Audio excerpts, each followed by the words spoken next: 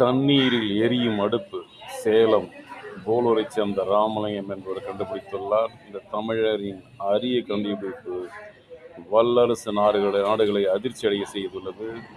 எண்ணெய் வள நாடுகளும் அதிர்ச்சி அடைகின்றது. இது அடுப்பு தானே என்று சாதாரணமான இல்லை.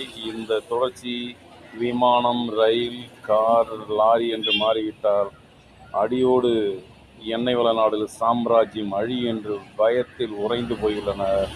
இந்த தமிழரின் கண்டுபிடிப்பு ஏற்கனவே சேலத்தை சேர்ந்தவர்கள்தான் மேகத்தில் தானாக மழை வர வைக்கும் 30 ஆண்டுகளுக்கு முன்பு கண்டுபிடித்ததும் சேலம். ஆனால் இந்திய அரசாங்கம் அதற்கு ஆதரவு தராததனால் அவர்கள் அமெரிக்காவிடம் விட்டுவிட்டனர். அதே போன்றுதான் இப்பொழுது ஹைட்ரஜன் மூலம் 6 லிட்டர் தண்ணீரில் 6 மாதம் எரியக்கூடிய ஹைட்ரஜன் அடுப்பை கண்டுபிடித்துள்ளார். இதன் மூலம் உலக பொருளாதாரத்தையே புரட்டி போடக்கூடிய ஒரு நிலைமை உண்டாகும்.